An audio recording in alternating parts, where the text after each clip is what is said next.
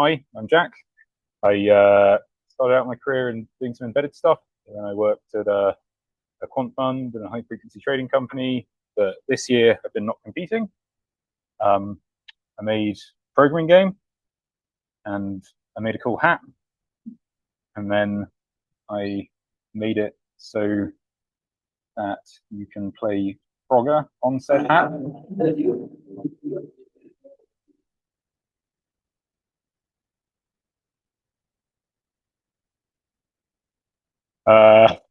But today we're going to be talking about some maths code that I got really into. So this code is calculating a sequence of numbers, which is the number of Eulerian circuits in a graph. And calculating these numbers is in a complexity class that's like a little bit harder than NP, which is kind of a bit addictive to optimize, because with most problems, if you optimize it enough, you're kind of done. Once you've gone, cool, if every person on the planet joins our application with all 10 of their devices, we'll still run fast enough, but then you're kind of done. But with this, if you just optimize it a little bit more, maybe you could get one more number in the sequence. Like the next number in the sequence currently is going to take us like 15 months to compute. That's a long time, but maybe if you just found one more optimization, that could get down to like 3 months, and then maybe it's more tractable. Yeah, in the end, we kind of almost doubled the number of terms that are known of the sequence and added 170 orders of magnitude to the largest known term. There are a couple of big optimizations that were more mathematical in nature, but I'm going to skip over them for this talk and focus on the more like computational ones. I learned a lot doing this. I'm sure a lot of people already know some of this, but hopefully there's something interesting for everyone. Cool. So when I'm optimizing things, sometimes you make a huge optimization. It's really easy to tell that it's an optimization. But sometimes it's not so easy. Maybe what you really care about is like, I don't want my website to go down on Black Friday. And that's hard to measure. And so you come up with some like benchmark or stress test to get an idea of performance that isn't measuring like exactly what you want, but is measuring something related.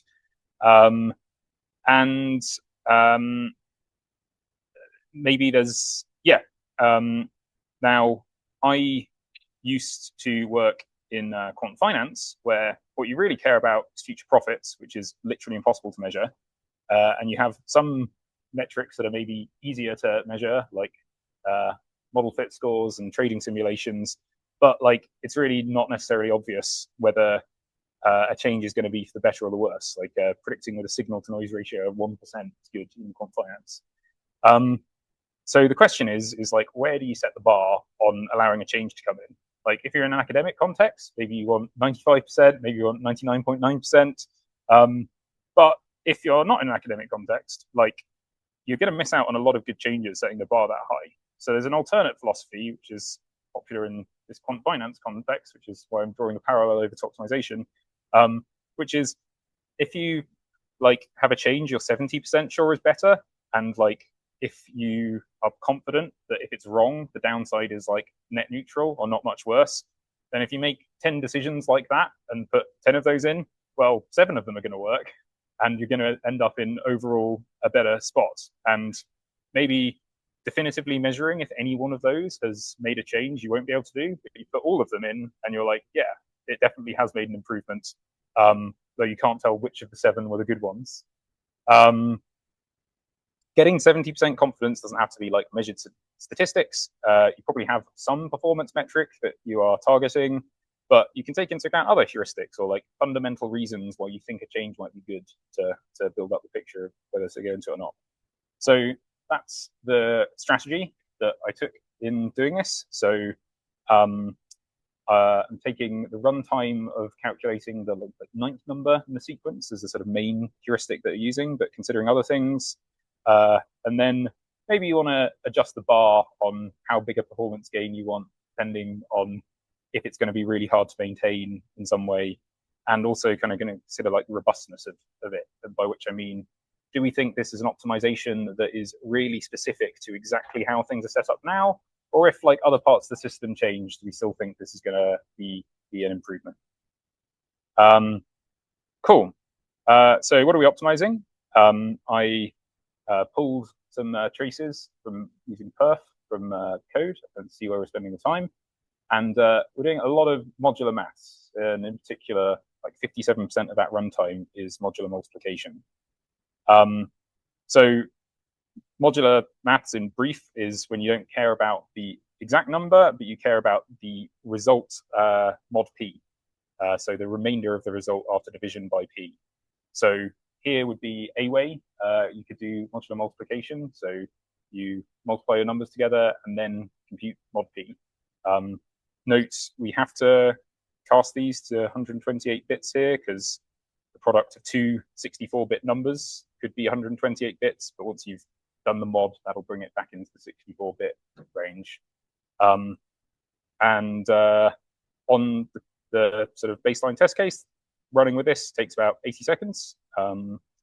But this could be faster, and one thing that stands out is division is really slow, and mod is division. Like on your computer, there's a single div instruction that computes both a over b and the remainder. So it is doing division, and computers are really quite slow at doing division. So there's this cool trick attributable to Montgomery to avoid it. So I said division's really slow, but if it's by a power of 2, then you can do a right shift, and it's really fast. Our prime isn't a power of 2, otherwise it would be prime.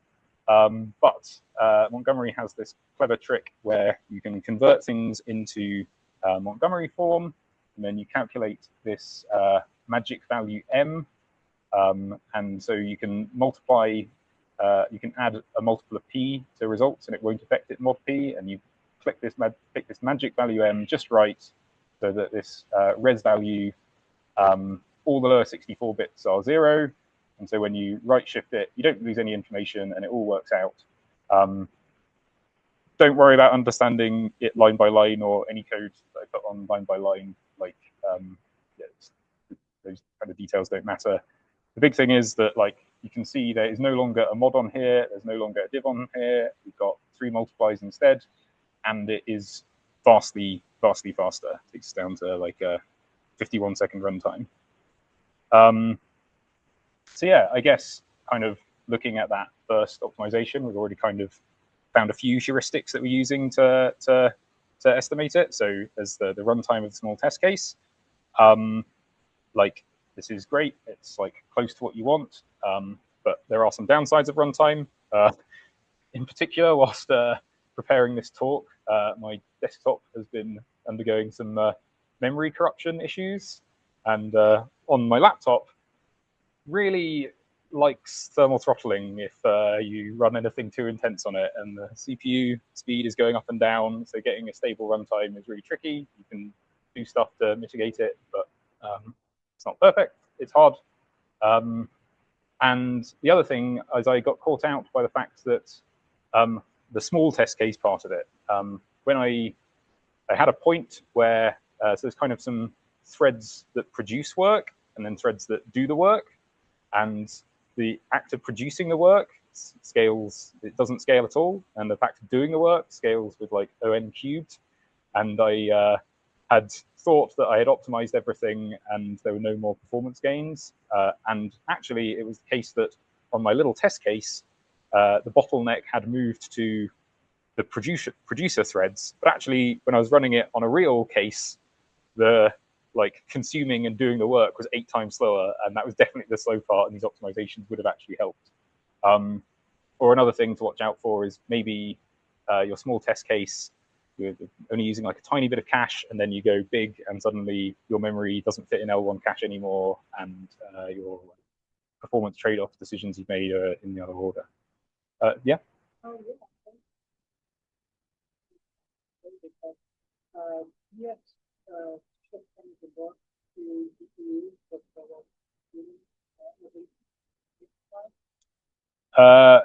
Yes, it's not in that talk, but we did end up eventually putting everything on GPU. Yeah, maybe I'll come back to that at the end. Yeah. So yeah, this talk's kind of mostly focused on CPU stuff because I thought that would be most interesting. But yeah, we did end up moving to GPU in the very end.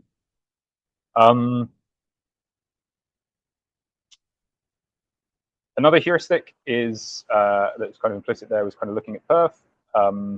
You can use that to decide where to focus your efforts on optimizing. But also you can use it to get an estimate of if you've made an improvement. Like if something was 6% of runtime and you optimize it and now it's 3% of runtime, you'd be pretty confident that you made it faster. I had to disable inlining to get reasonable traces, which like does make this less accurate. Like there's obviously the overhead of actually calling the functions rather than just going straight into them, but also any optimizations that your compiler could do post-inlining. So for example, I saw in places it would inline a function and then spot that it's in a for loop and then vectorize a bunch of stuff. It's not going to be able to do that. But in this world where we are looking for, on balance, we think something's faster. Like if you're not concerned with this is definitely exactly a 5% improvement, and you're just like, is it better this way or is it better that way? Then the odds that something makes it faster, if you only care about direction, not magnitude, is a pretty decent heuristic. And then division is slow was kind of a heuristic there. Got a kind of aside on that. So we're doing lots of modular maths. One of the things I looked at was computing the modular inverse. So this is like kind of the modular equivalent of division. It's like what you need to multiply a number by to get 1 after the mod b. And there's kind of 2 main methods for this, one of which is like attributable to Euler, and we can compute our number to the power of the prime minus 2, and that will give you the modular inverse. But we can't just use like x pair because we're doing modular maths. We need to kind of do repeated multiplication. We can kind of do repeated squaring, so there's going to be lots of multiplies. Or the other way to get it is the extended Euclidean algorithm. You might have come across the Euclidean algorithm for calculating like the greatest common divisor of 2 numbers. If you keep track of some divisors along the way, you can get the modular inverse out of it, but it's doing a lot of like A mod B in a loop, so doing lots of divisions in a loop. And I had this feeling that the Euclidean algorithm was going to be faster than the like Eulerian approach we had before. And I tested it, and it was great. It was like 2 times faster on my laptop. I was like, great, this is amazing.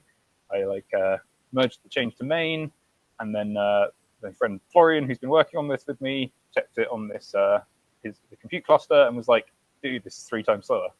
Like, what? What are you talking about? It's like it's 2 times faster. It's not 3 times slower. When I dug into it, my laptop is a fairly recent architecture. That heap is like some donated computers that are kind of getting quite a bit old now. And over the last 10 years, we basically haven't got any faster at doing multiplication. So the multiplication heavy thing, doing the Eulerian, doing the repeated squaring is basically the same speed. But we've got way faster at division. So these are like instruction tables that a guy called Agner Fogg put together. And there's maybe 2 numbers that are kind of interest here. There's like latency, which is how long from you starting to compute something until you get the result. And then there's this like reciprocal throughput number, which is it can like the unit can actually do multiple computations in parallel. So it's how long it takes from it starting before it can start working on a second thing in parallel. And like, if we look at the latency numbers, it varies depending on operand values with division, but like 18 into 95, it's like 5 times faster. Yeah.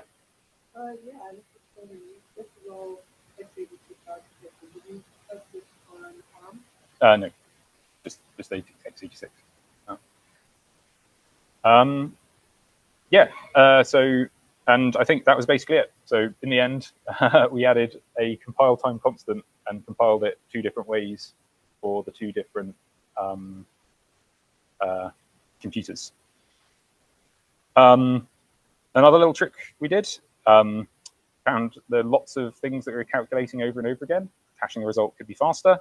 And for this one, we were calculating x to the n a bunch. And this again, doing modular exponentiations, we've got to do that repeated squaring. It's going to be really slow, caching it's a big win. And we see that x is only taking about 100 different values, and n is limited to be between 1 and 100. So we could do a cache, but it's getting kind of a little bit big for keeping it in L1 if you do it that way. So there's like a little mathematical trick we could do where, x to the 23 is equal to x to the 20 times x to the 3.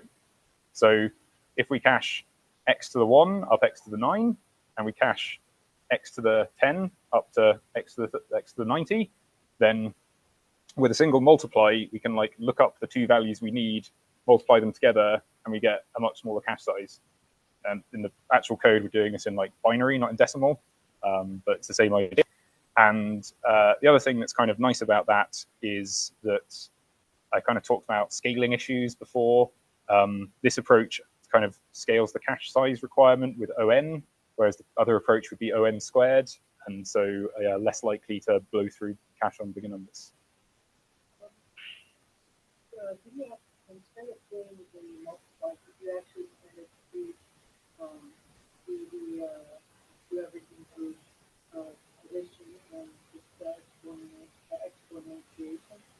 So basically, you just take the powers and kind of do it as an addition problem, and you just exponent based on the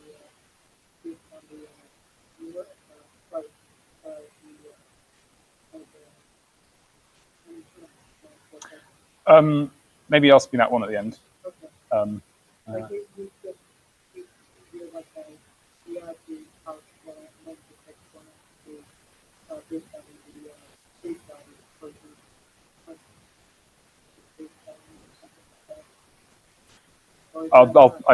not sure I quite understand what you're asking, but I'll happily chat to you about it at the end. Another heuristic, keep things small for cache is good. Cool. I've mostly focused on some kind of macro optimization so far now, and most of these, when we measured the performance improvements, they were big, they were obvious. I promised you non-obvious things that are hard to make decisions about. This is where we're going here. We're moving on to some like more micro optimizations. So we're going to look at the assembly that our compiler's generating. There's this compiler explorer tool that's a really good way of looking at this. If you're not familiar with assembly, don't worry. Kind of basically all you really need to understand to follow the talk is that like each line of assembly is an instruction, and that has like a latency cost to it that we kind of talked about before. A guy called Felix Cloutier has a website which goes into a lot of detail of like exactly what's going on. But if you look at an instruction and you have an idea of what it might mean, it probably does mean it. Mul does indeed mean multiply. Mul does indeed mean move things. So you have instructions on the left and then like register names on the right. Registers are kind of conceptually a single value that is stored right on the CPU and for really efficient access. So I kind of had a little look at this and was like, what do we think we could shave here? And I said before, we've got kind of 3 multiplies in here. Well, I see 1, 2, 3 multiply instructions. That seemed kind of hard to get rid of. We're doing an 128-bit addition. That's these 2 64-bit additions. That seems kind of hard to get rid of. But we've got some moves. Maybe we could get rid of those. It turns out these 2 at the top are because, as this is written currently, it's a function. There are the way the CPU has no idea what a function is. So you have to have some conventions about what registers you will put what arguments in when you call a function.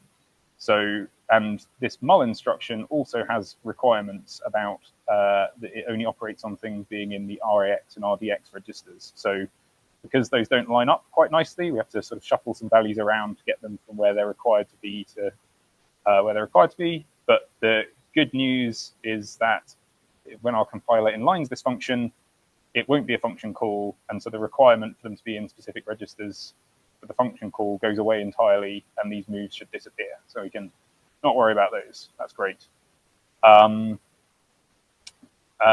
So the next thing I spotted was kind of down at the bottom. And if I swap back to slides, sweet. I looked at the documentation for what this compare instruction does, and it says it performs the comparison by subtracting the second operand from the first, and then setting the status flags in the same manner as the sub instruction. So there's this sort of status flags register on the CPU. So like the compiler's been kind of smart here, and instead of having a proper branch, it's got this conditional move instruction, and it's going to be conditional on some of these flags in the status register. So we need to set them.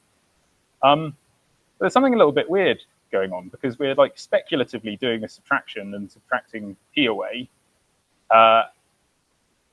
And subtracting P away sets the flags. Like this comp instruction sets the flags as though we subtracted P, but we literally just already subtracted P. Like the flags are already set. We don't need to set them a second time. So yeah, I'm kind of not quite sure why the compiler can't spot this optimization for us, but it didn't. So by rejigging the code a bit and saying, okay, well, let's explicitly do the subtraction, and then depending on the result, we'll either return the unsubtracted value or we'll return the subtracted value. It does it, and it removes the instruction. This is like subtly different because we've had to swap to signed integers, but it turns out all of our numbers are actually only 63 bits, so that's fine. It works out okay. But yeah, not quite sure why the compiler can't do it. I guess maybe it's a niche enough optimization that no one's bothered to put it into the compiler. And I did post hoc learn about this built-in that you could use to get it working for signed ints as well. I had one other kind of good idea for micro-optimizing this a bit. And I kind of, as I alluded to before, like after we've performed this U calculation, all the lower 64 bits are 0. Like we know that from the maths. So do we actually need to calculate the lower 64 bits? That seems like an instruction we could maybe shave. And the answer's sort of. So it definitely ends up being 0. But there's kind of two cases. There's the case where you're adding 0 to 0 and you get 0 without carrying anything. Or there's the case where we're adding a non-zero number to a non-zero number, and all the lower 64 bits get set to 0, but you carry 1 bit up into the upper 64 bits of the calculation, which aren't getting thrown away. So I was like, can we do a clever trick here? Could we come up with some instruction that's like, if this thing is non-zero, then set the carry flag, and if it's 0, don't set the carry flag. And you kind of can. If you add a number to -1, well, if it's 0, that won't overflow. If it's anything bigger than 0, it will overflow. And so I had a go at like adding -1 is something that you can express in C, no problem. I had a go at trying to get GCC to do this little trick. So you might be thinking, well, hang on, we tried to remove an add and we had to add an add back in. But the way it shakes out is, yes, you don't have to add an add back in, but it's one less value to keep track of in the registers, one less value to shuffle around, and you can actually shave a move instruction off by doing it. But yeah, I couldn't get GCC to do it for me, so I was like, okay, well, I know what like assembly I want out of this. Can I just tell it what assembly to use?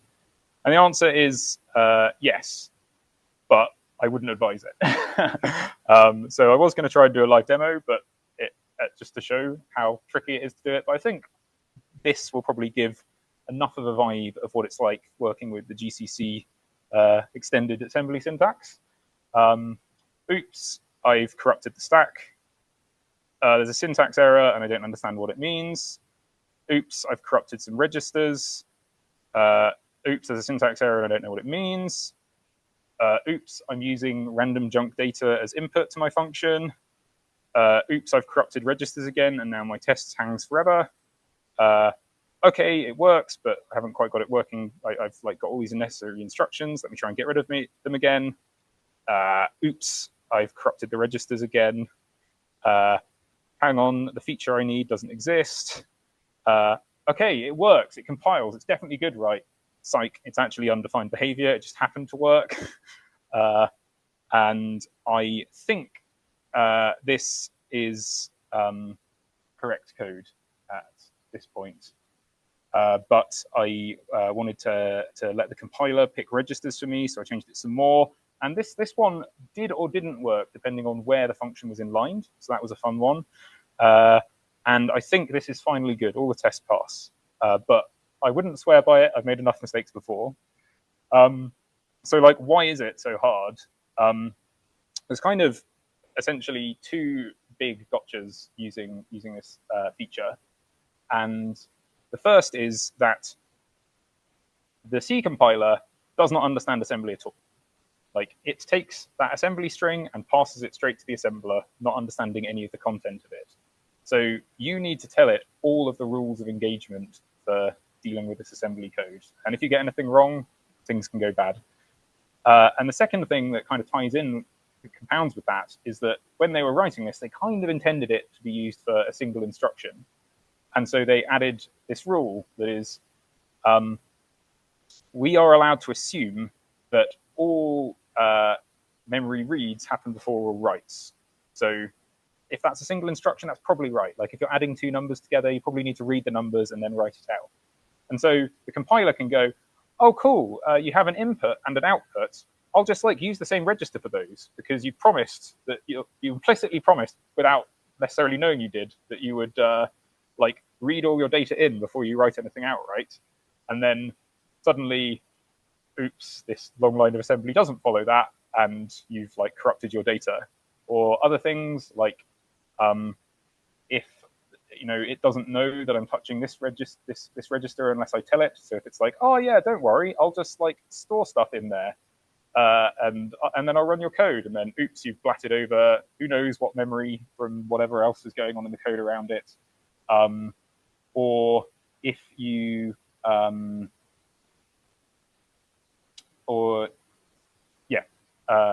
like, for example, like if you're using P here, you might think, oh cool, but then you actually are mutating the register that P's in, and suddenly you change the value of P because you haven't told the compiler you're going to change the value, so it hasn't kept a copy of it anyway, and you just corrupted that for everything else that's going on. Whoops. So yeah, I think it's kind of significantly harder than just writing assembly, because when you're writing assembly, you can see all of the ways that all the registers are going to be used on the screen, whereas in this case, it's kind of you and the compiler struggling to communicate over exactly who's allowed to use what for what. So I kind of sincerely hope that I never have to use this professionally, but I was doing this kind of for education, so it's kind of fun being trolled by it. But did it actually make it faster? Yeah, 2% faster. That's nice. You might have noticed I'm not talking about times anymore. I'm talking about CPU cycles. So at this point, writing this talk, having got very frustrated with the fact my laptop did not produce stable times, I tried to search for another metric. And in this perf stat mode, you can ask like the CPU cycle counter built into your CPU, how many cycles it spent executing something. And this is like a way more stable metric. It fluctuates much less. And so the stuff I was talking about before with like CPU throttling and boosting, that's not a problem if your unit cycles. And actually, if your code's getting preempted, like that's not a problem, because it's only counting the cycles when your code is doing work. It still isn't 100% stable. Sort of things that might happen is if another background process takes over for a while, it might flush everything out of the L1 cache, and then when your code comes back to it, it's a little bit slower before it gets going. The other kind of gotcha to look for is like sleep. If you're sleeping, it doesn't count for it. So if you've got something like my multi-threaded application with producer and consumer queues, if you are spinning up the queue that isn't where the bottleneck is, then it'll be like, yeah, you're using less CPU cycles, but it's not actually improving runtime at all. Although actually in my case, where the bottleneck was different in two cases, this would have told me you're making it faster, and I would have actually been making it faster. So funny edge case there. seems kind of almost too good to be true. So if anybody knows of any other gotchas, let me know. Yeah. Yeah, it's some biologists who can try running this on training, and I see if it's actually results. You've preempted where the talk's going in about 5 minutes, so I will tell you when I get there. Oh, not 5 minutes, 1 minute. So this was kind of about where things were at when I was working on this like 2 or 3 months ago, and then when I was writing the talk, I realized I'd made some blunders. When I was looking at stuff in Compiler Explorer, I hadn't told it what the architecture of my CPU was, and so it was using the lowest common denominator instruction set for x86 and wasn't actually producing code as my compiler on my laptop was doing. In particular, there's this new, I say new, it's 13 years old, I think, molx instruction that does multiplies and is more flexible on what registers you can use. So it doesn't need, you don't necessarily need to do all those move instructions I was trying to get rid of. And also, Clang can do some numerical tricks that GCC can't. It seems really quite smart at some of these, like, I've added two 64-bit numbers together, and I know it's only 65 bits. Like, please don't make me do 128-bit maths for this. And yes, with Clang, it actually outputs something that is even fewer instructions than my hard-coded thing. So I was like, oh, thank God. I can avoid any of this inline ASM. You know, just for completeness, let me just benchmark it and, you know, prove that Clang's even faster. Oh, it's not faster. Wait, what? That's like 4% slower. Wait, that's not supposed to happen. So I was trying to understand what was going on here, and I guess we've kind of been, there's been an implicit heuristic here, which is fewer instructions is better. But that isn't how CPUs work. They don't go through one instruction in a while. They can execute multiple things at once. I recommend this YouTube video for understanding it. It does a much better job than I could of explaining it. But I was like, okay, if I want to have a more realistic model of how CPUs work and try and understand it in that context, is there some way I can get that? And this is where I came across the LLVM microcode analyzer. So as part of the LLVM project, they have built models of how they think instructions schedule and execute on a whole bunch of different CPU architectures. And they use this in some ways for optimization. So they can be like, there's a few different ways I could generate this code. Let's ask the model which one they think it'll think will run faster. But also they made a tool that just like outputs it. So I started looking to this for answers. And you can, it also plugs into Compiler Explorer, which is really nice. So it's kind of,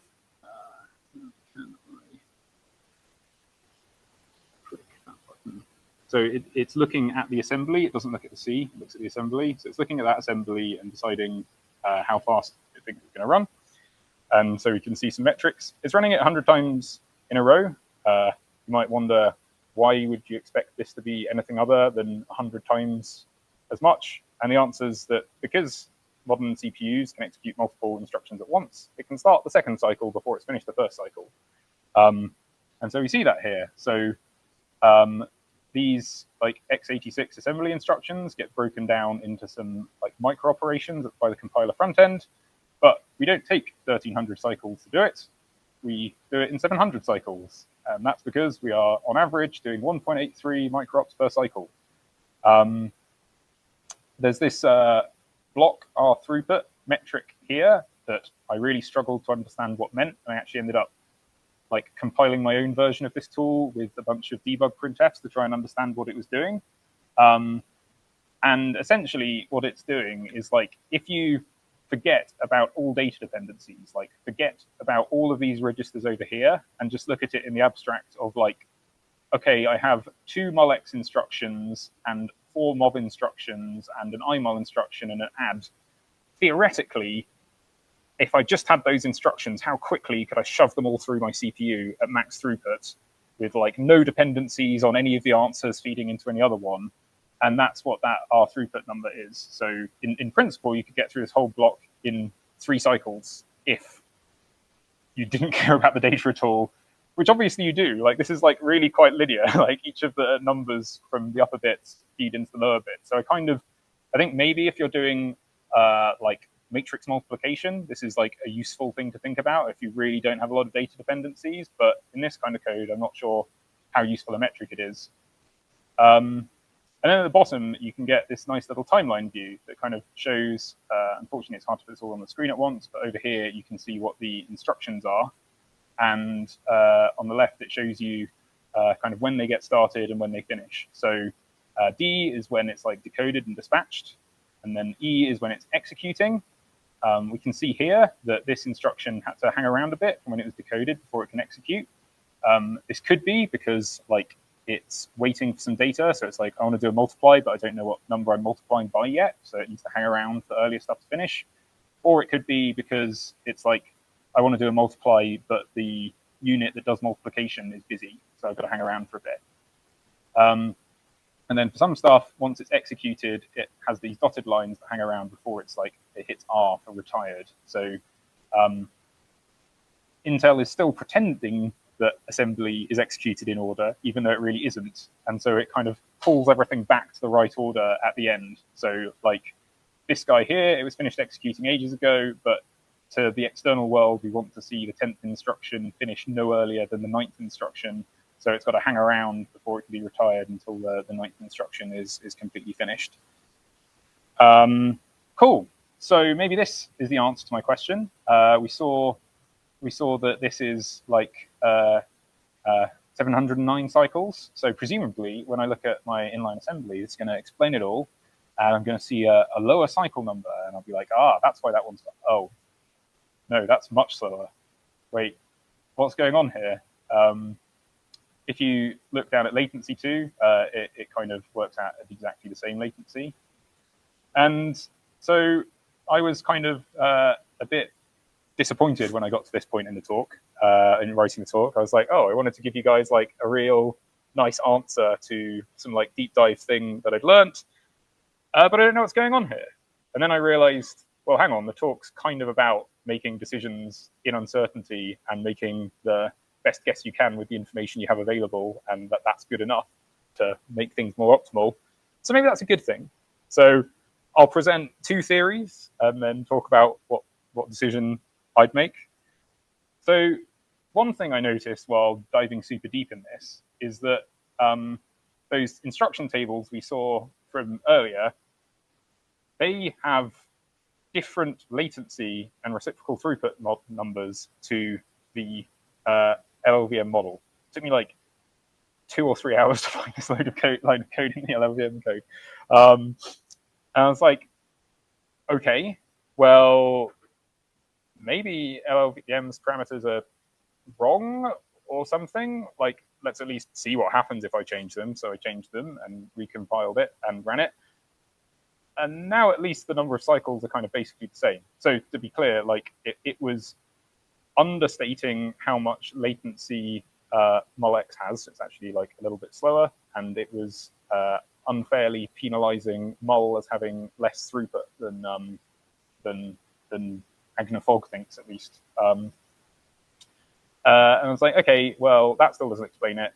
And but when I look at the timeline, actually for doing just a single cycle, it actually is faster with those moles that are, now we've changed the model, the moles are like a cycle faster, and is a single, does come out two cycles faster. So if we aren't in a world where throughput matters, and we are like, we need to get that number out, and then we can start the next calculation, then maybe actually these 2 cycles are faster, assuming that the model's right.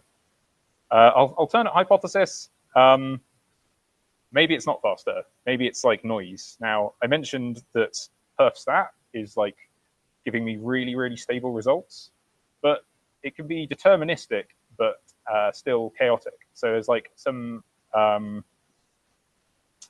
compilers have been shown to, if you change very small things, like you change code from like A equals 1, B equals 2, and you swap the order of those 2 things, the compiler generates slightly different code, and that code just gets allocated slightly different registers, and those registers just happen to be slightly differently constrained in different ways, and it makes a like multiple % performance difference sometimes.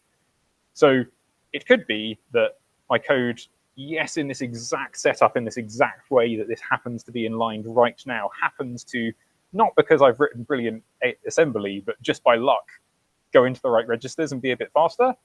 And it's still essentially noise.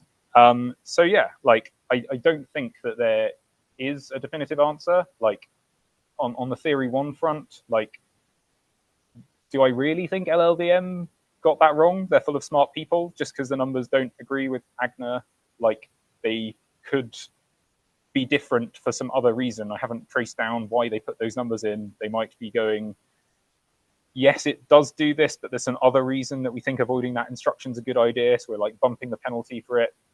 And there's also this kind of like meta uncertainty of like, have I picked the right heuristics? Are these good heuristics? Is perf stat a really good way to measure this? Am I 100% certain that I like put all the right code into all the right windows when calculating all of the right stuff here? Like, there's some uncertainty there.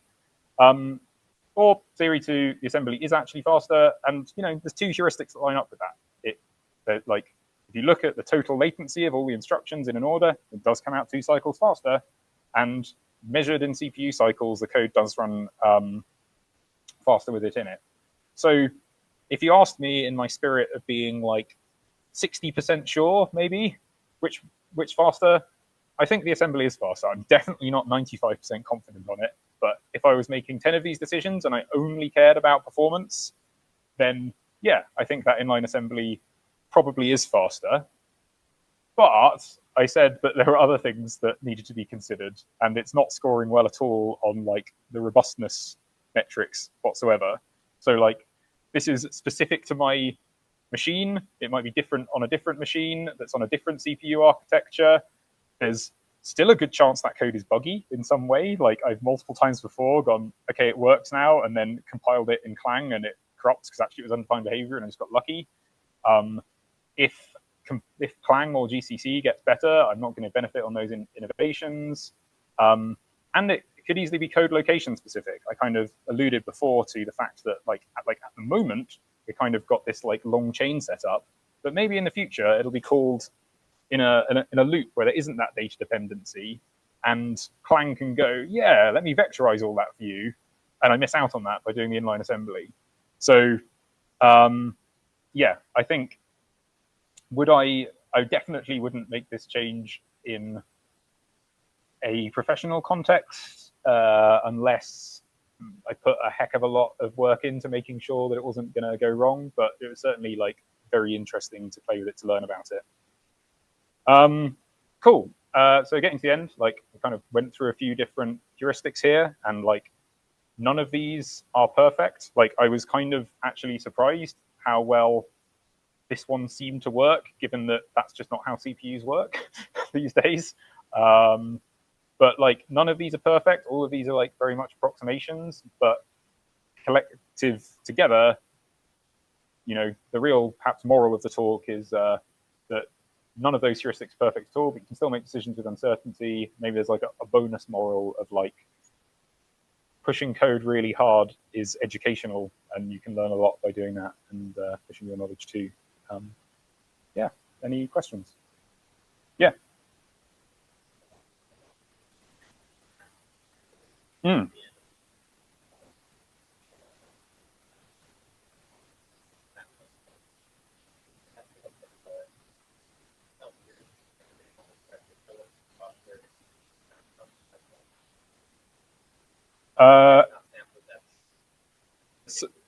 So, like, there is some amount of documentation, like there's some amount of formal documentation about the processor pipeline for processors, and quite a lot of like reverse engineer guesswork. If you're interested in that, I highly recommend that Matt Godbolt video. It goes really deep into, there's like, this is a slight, like a few-year-old architecture now, but like really into everything we know about that architecture. I don't know how much of that has been encoded into the LLVM model, or to what extent they've taken a slightly simplified model. They are trying to like sort of genericize it so that you can use the same sort of model templating across multiple different processor architectures and so on. So, your slides later so that Yeah. Put them online. All right, so you don't have to necessarily take pictures of each slide. I'll try to get those slides up tonight. So if you want to go back through it. Did that answer your question?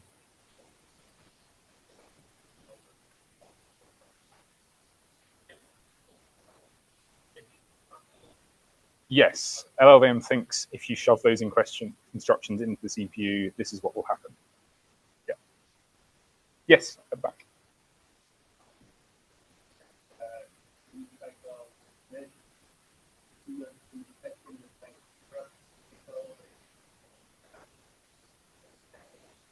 Yeah, so I think that's the other good way to go on this, is there's things you can do to like make your timings more measurable. Like, don't run it on a laptop, run it on something with a big heatsink, make sure you're not running at a percentage where it's going to thermal throttle, disable interrupts, disable background processes, get a real vanilla operating system.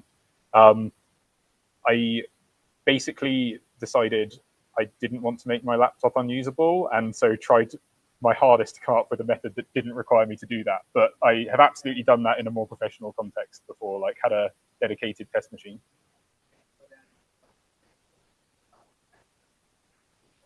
Exactly, yeah. But that is definitely an approach that is good too, yeah. Yeah.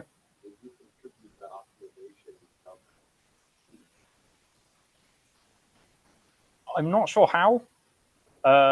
Like, so I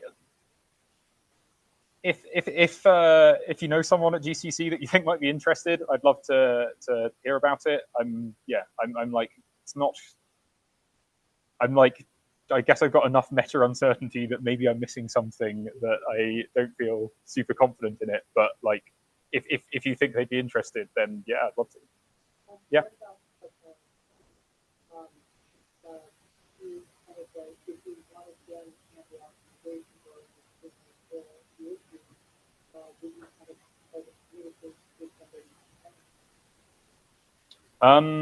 So I guess both GCC and Clang miss that specific, like, we already did a sub, we don't need to do a compare optimization. So yeah, if you know someone at Clang that might be interested, that would be interesting too. And I guess for the numbers thing, like, I don't have high confidence that the numbers are not different for a good reason. Like, I get there's some chance that it's just it hasn't been updated in a few years and they didn't have those numbers available, but it feels maybe more likely that there's something I've missed. A thing that I would quite like to do is like recompile Clang with those numbers changed and see if it makes my code run faster. That could be kind of an interesting experiment to run. But yeah, like I guess I don't really have the connections for finding out for sure. I guess I'm not sure I want to go to Clang with my, like, I'm like 55% sure level of confidence. Yeah. Yes.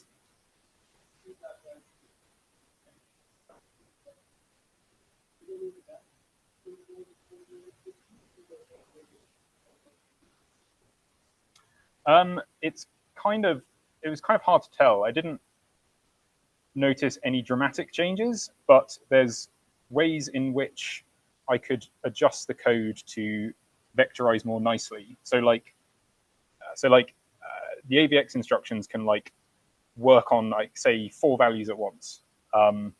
Now, if you have 7 values in your array, then it's like, oh well, I can do the first 4 together, and then I need a little loop to do 3, and it's maybe not so nice. So like one potential thing that I could have gone in a future direction on is like, well, what if I like hard code it to like this array is always 8 and like the last value is 0, and now you can just vectorize it and you don't need all of this conditional logic. And my suspicion is that would have probably run a bit faster. But coming back to what you were saying earlier, the way we ended up expending what if we like really vectorized and parallelized the effort was moving it over to GPU. And I had a kind of like alternate finale for this talk where I was like, well, we talked about robustness of heuristics. Like, here's the ultimate test of robustness. Do these heuristics still work now the code's on a GPU? And I think a bunch of these do. Like actually some of the stuff about like avoiding branches, way more important on the GPU. So it's great that our code was doing that before. You know, keeping things small for cache, like GPUs have very little like L1 cache equivalent stuff. Yeah, I think most of the reducing instructions, making things simpler type things do translate over. Yeah. Yeah.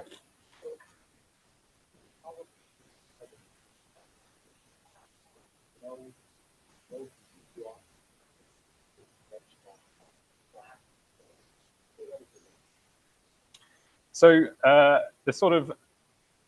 the challenge, so actually like a lot of what we're doing is we're computing the determinants of matrices, which is bang on a BLAST problem, except we're doing it with modular arithmetic.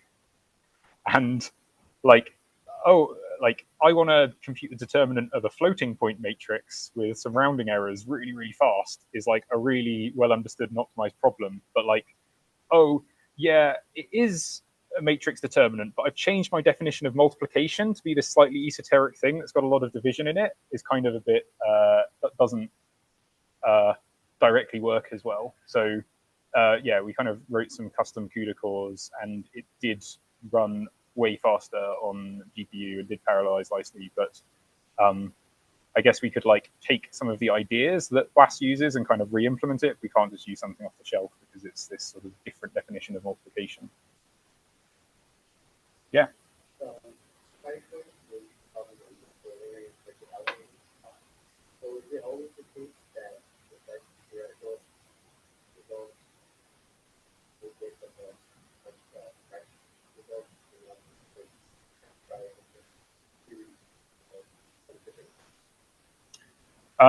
So I like deliberately skirted over the maths of this talk because like how the maths work is a whole extra 1 hour talk. The final slide with shout outs. So we're working off a paper written by a guy called Brendan McKay, who came up with a method for calculating this that's quite clever because we've just happily talked about modular multiplication, but some people might be wondering what does that even have to do with graph theory? Combinatoricists are kind of quite clever, and there's a few different papers going back that take different fundamental approaches to how you count this number, and this one's the one that kind of was established with the best performance. But we found some like optimizations at the maths level. So there's kind of we're just kind of evaluating this matrix determinant with different values on it over and over and over again. But we were able to spot some extra patterns where it's like, oh, actually, it has the same values like 20 times. So let's not calculate it 20 different times. Let's calculate it once and multiply it by 20. And there were these kind of interesting symmetries we had there. So there were kind of advances in the maths in that area. I guess it's not determined what the optimal way to calculate it is. It is proven, it's from a complexity class called sharp P, which is like a bit more complex than NP. So it's not proven that you can't even do it in polynomial time. But if you do, you win $1 million because you proved P equals NP and collected a Millennium Prize. Does that kind of answer your question?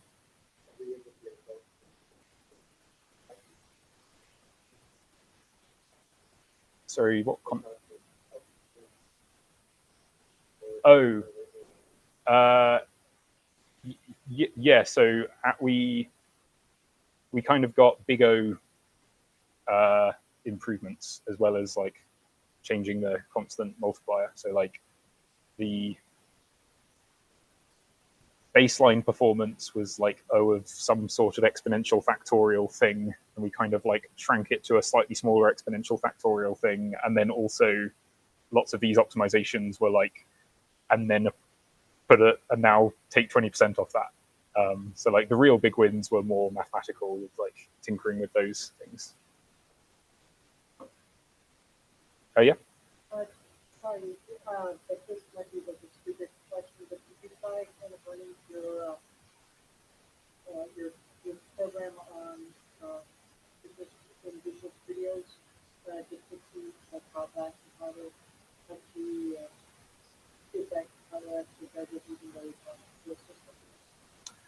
Didn't experiment with that. I did have at one point was considering doing it. So like I'm running on Windows with Windows Web Subsystem for Linux, and there's like some small virtualization costs to that.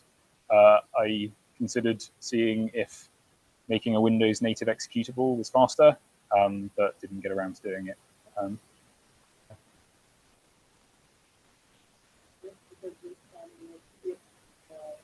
If there is, you could probably sort of push it out to the system.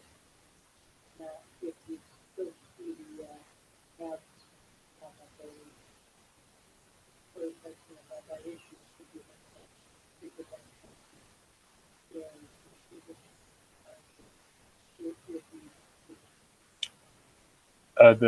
As in those optimizations I spotted. Yeah, potentially. Like this is me very much at like the limit of my understanding. So like I don't have.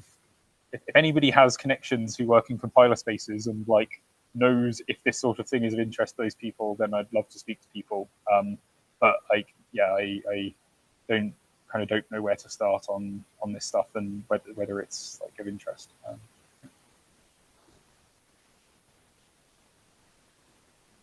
And like I can work around it, and it's for a hobbyist project, and it's also on GPU now. Cool. Thank you. Great. Yeah. I'll just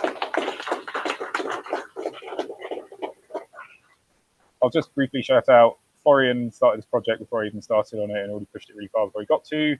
David was a delightful collaborator who spotted some of those cool math symmetry, reduced calculations things. Brendan generously has been speaking to us, who's academic who wrote the paper we've been working off. And I did a bunch of this at Recurse Center, which was a cool programming retreat where I met these guys. And yeah, thanks very much.